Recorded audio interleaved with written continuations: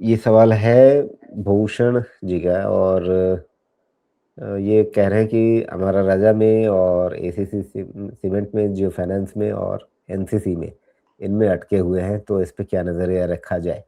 अब अटके हुए तो पूरे बाज़ार में ही हैं, तो पूरा पोर्टफ़ोलियो तो डिस्कस नहीं कर पाएँगे, लेकिन शुरू में आपने अमारा राजा का नाम लिखा है।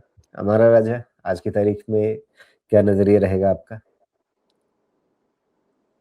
अभी किसी भी शेयर में उठा लीजिए तो प्राइसेस पता ही नहीं चल रहे हैं कि कौन से किधर चले गए हैं, कौन कितने का था।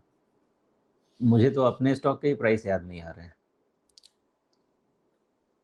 तो अभी आप हमारा राय जो कह रहे थे कि अभी जो भी जहाँ पे भी कोई स्टॉक में अपने पढ़ रहे हैं ना, उसमें सबसे अच्छी चीज़ क्या है, आपको एक काम ये करना है कि ऐसे मार्केट में कोई भी चीज़ में पैनिक नहीं करता है। ये एबनॉर्मल सिचुएशन है ना। वॉर ऐसा भी हो सकता था कि जैसे 15 दिन के बाद मोस्टली देखिए मार्केट जो है 1 महीने के अंदर में सब फैक्टरिंग कर लेता है। तो हो सकता है कि निफ्टी ने वो फैक्टर कर लिया हो, लेकिन डर बना हुआ है, अभी तो चोट लगी हुई है, तो डर बना हुआ है कहीं सेकंड राउंड फिर करेक्शन तो नहीं कर दे। और डर एक्चुअली सच बना हुआ है, बिकॉज़ जिस तरह से अंधेरे में डोनाल्ड ट्रंप रखते हैं ना सबको, और जो पलट जाते हैं हर पहर के हिसाब से पलट जाते हैं, तो उसमें डर बना रहता है। तो अभी मैं किसी भी स्टॉक को जिसके पास जो भी है, अगर आपने उसको किसी क्वालिटी के स्टैंड पॉइंट से लिया है, तो पैनिक नहीं करना चाहिए, बिकॉज़ अल्टीमेटली आपको अगले जनरल इलेक्शन के पहले निफ्टी मिलने वाला है 35-40 हज़ार ही।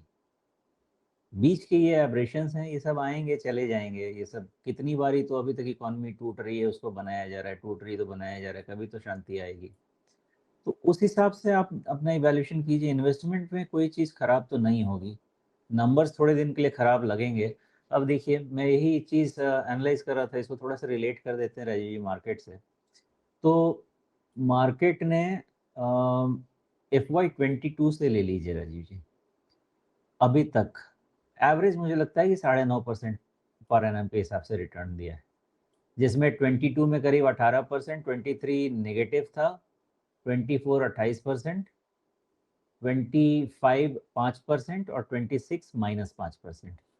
तो 1 अप्रैल 24 से लेके 31 मार्च 26 तक मार्केट का रिटर्न है लड्डू, कुछ नहीं है, 2 साल का धो धा के खत्म कर दिया है।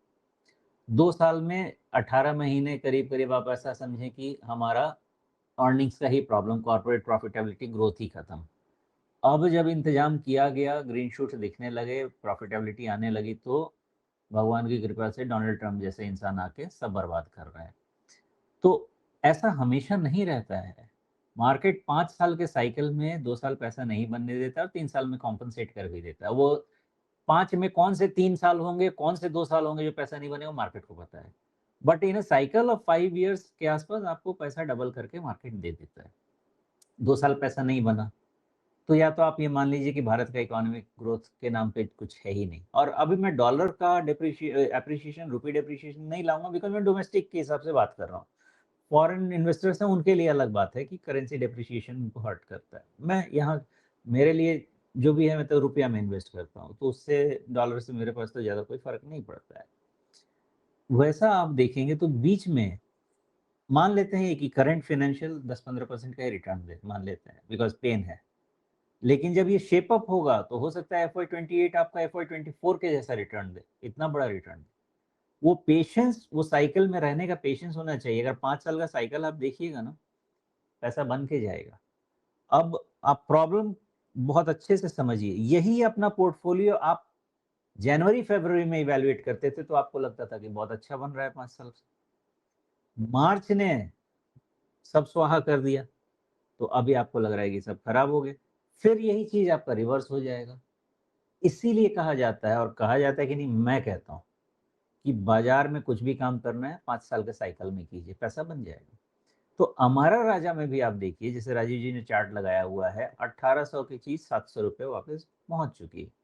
और इसमें बहुत सारा हाथ आपका 24 के सितंबर में जो टॉप बना उसका है, और बाकी जो अभी डोनाल्ड ट्रंप का है, तो ये दोनों मिला के ये कांड खत्म होगा। 700 रुपए पे कि 400 रुपए पे कितना रिट्रेस करेगा, only time knows, zero idea. Okay, but क्या इसका नया साइकिल नहीं आएगा? ऐसा तो नहीं हो सकता भाई साहब, नया साइकिल तो आएगा ही। अब हमारा हमारा राजा,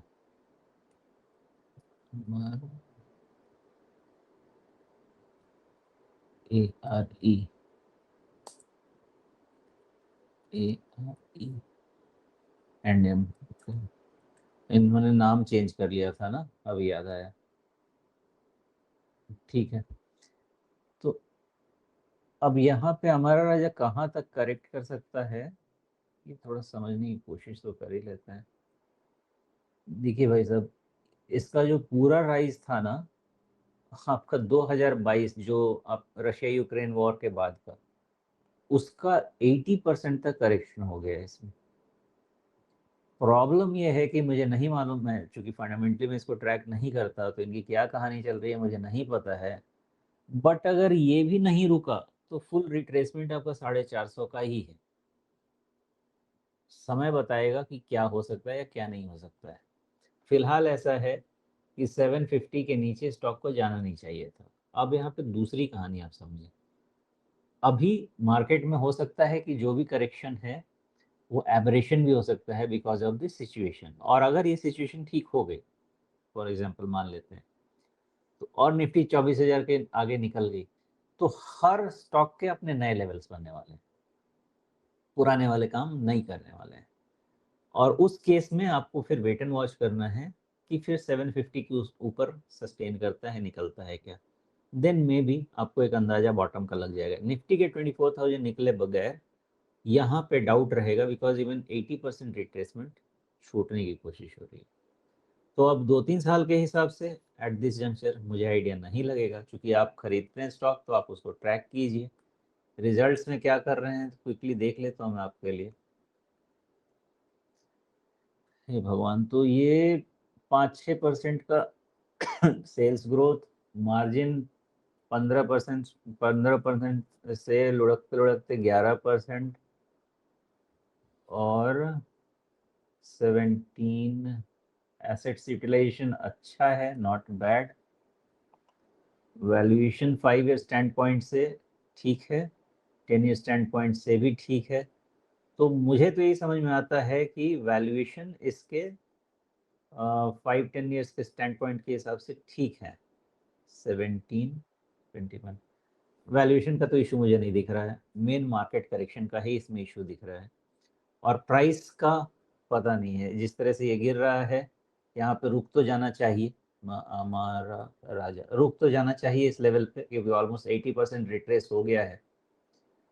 लगता तो है कि pain, most of the pain is in the price, मैं तो यही कह सकता हूँ, यही लग रहा है।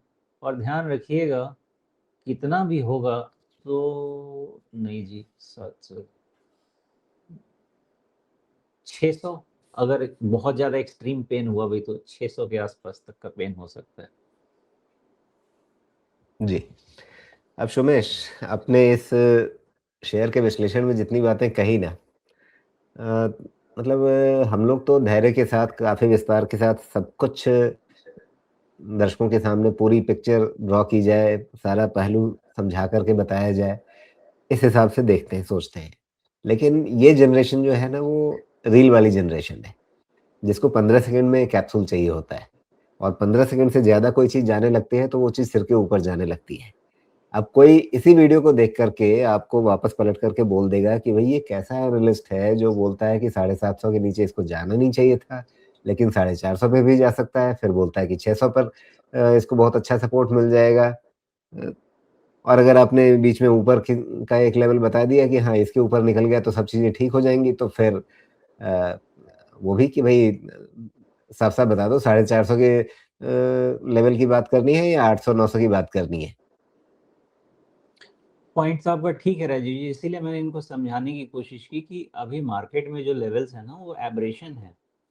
ये अगर देखना है तो उल्टा ही देखना है। निफ्टी जिस दिन आपकी 24,000 निकल जाएगी, उसके बाद इसका सपोर्ट कहीं भी बनेगा वहीं से शुरू हो जाएगा।